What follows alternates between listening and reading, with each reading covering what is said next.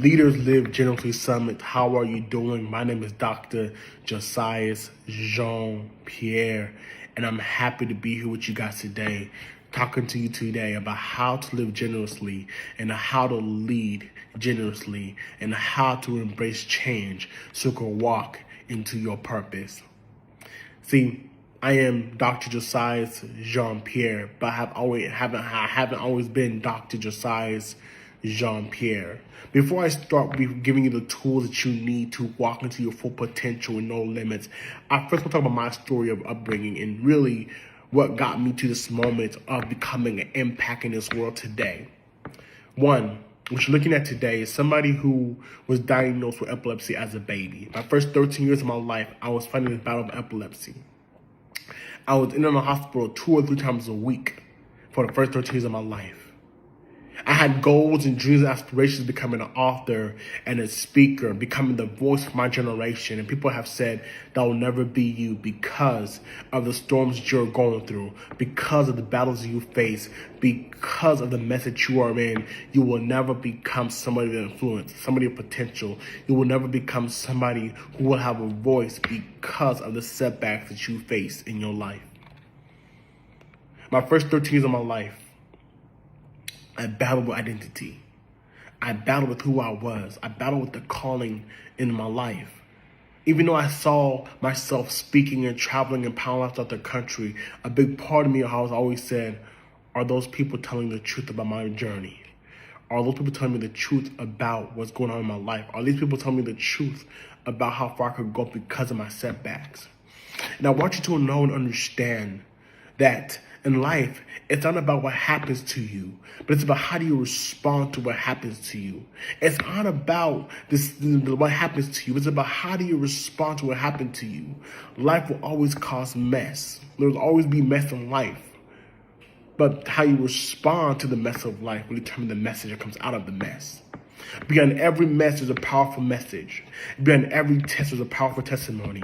And behind every misery, there's a powerful ministry. And the ministry is there to make impact throughout the country, to make impact throughout the region, to make impact in your own backyard. The ministry is there to give hope to a dark world out there and needs to understand how to have hope when it seems like there's no hope around. How do you still stand when you feel like you can't stand no more? How do you endure when you feel like you cannot endure any longer? And how do you push when you feel like you cannot push any longer? And see, the word push stands for praying until something happens. I'm a man of faith. And even though I battled my first 13 years of my life with epilepsy, the faith that was in me made me believe I could go ahead and conquer this. Because we are overcomers by the blood of the Lamb, by the word of our testimony. And one thing I know and one thing I understand was this: if God puts me in it, He'll get me through it. If God puts me in it, He will get me through it. So I have to look at life with the lens of victory because God is a God of victory. Who you're connected to will determine your breakthrough. Who you're connected to will determine your victory. Who you're connected to will determine how far you go. Who you're connected to will determine your altitude. Even though I was battling this battle of epilepsy for a long time, and people were telling me, Josias, give up, throw in the towel, I still endured in the midst of the trial and tribulation. I still endured in the midst and believing that this too shall pass. See, when you talk about impact, you first have to understand you have to go through some things in life to have an impact that can impact others around you. And it's not about what happens to you, but it's about how do you respond to what has happened to you. It's not about what happens to you, but it's about how do you respond to what has happened to you. Life can only destroy you if you give it the power to destroy you. Life can only tear you apart if you give it the power to tear you apart. And the question has to come is, which lens are we looking from? At which lens are we looking from? Are we looking from the spiritual lens, where we know that greater is He that is in me than he that is in the world? Or we're looking at the physical lens, where we allow the things of life determine how far we go in life? Outside of me battling epilepsy, I also want to let you understand and know what you're looking at today is a 3 times suicide attempt survivor.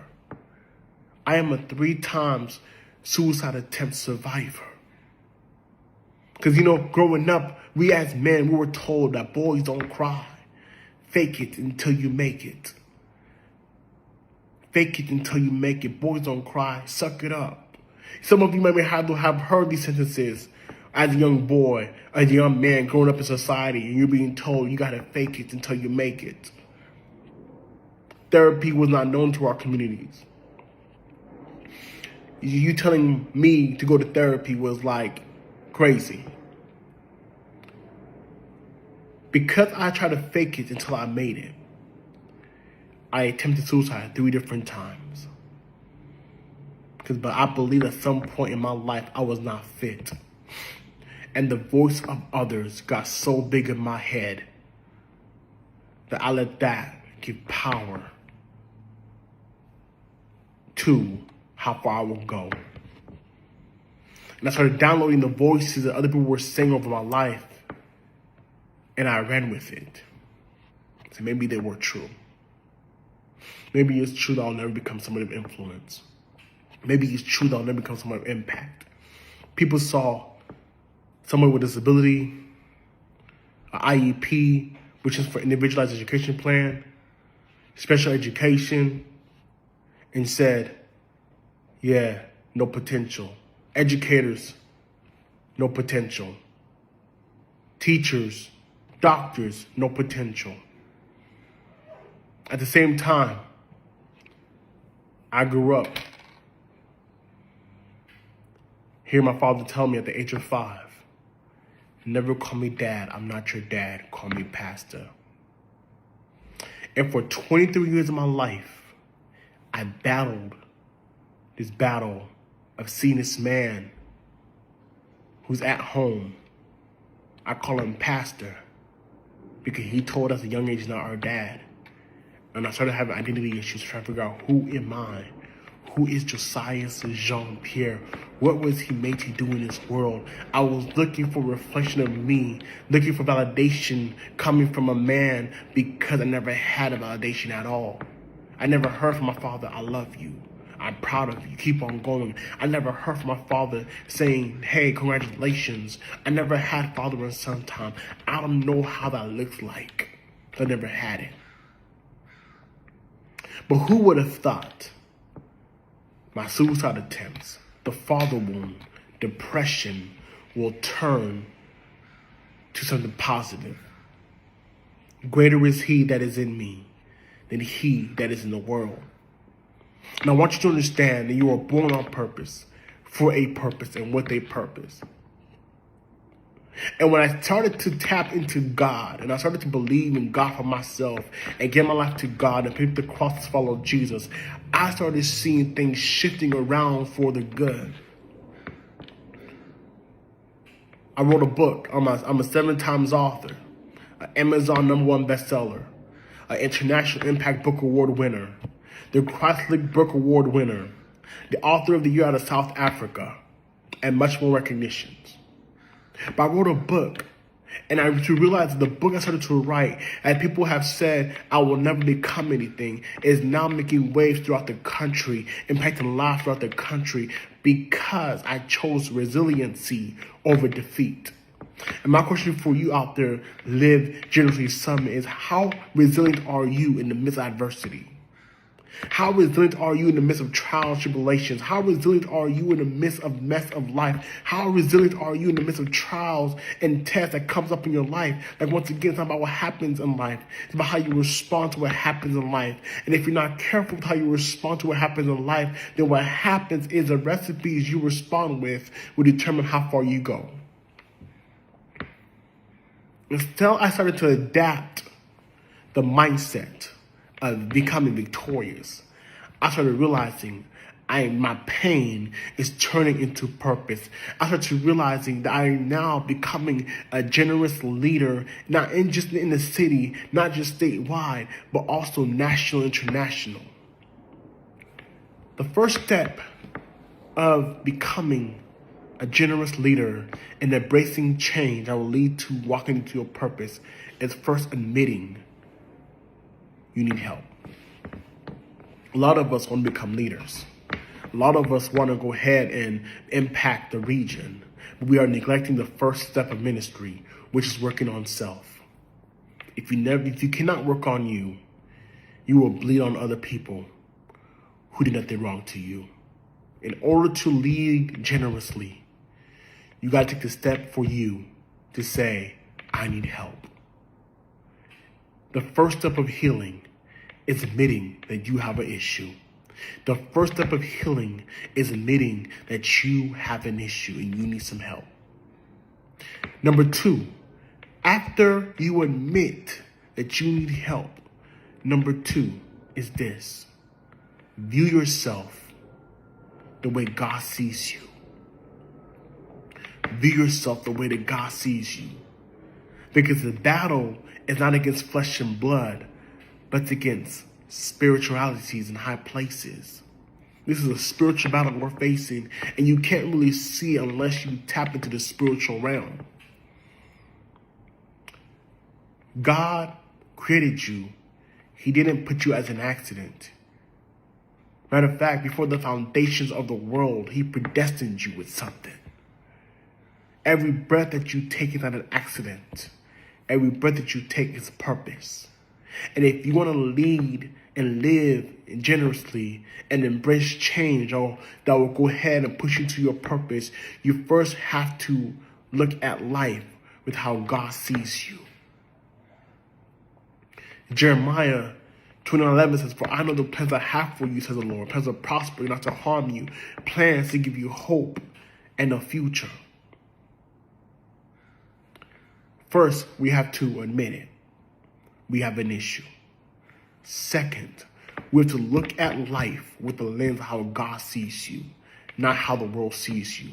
And there's many of us out there that's looking for validation coming from man. And I want you to understand, validation from man will always fluctuates, but the validation from God will always be consistent.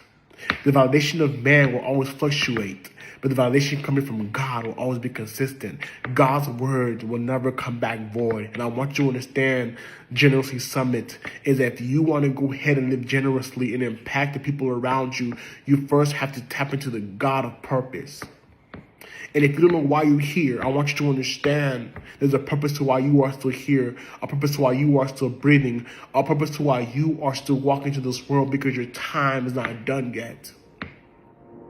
Who would have thought that my 3 times suicide attempt will lead me to lead and become a hope in a world that is hopeless? I share my story nationwide of depression, the father wound, neglect, abandonment, and rejected. And other people are getting inspired to hang on to the faith and hold on to the faith because of my story.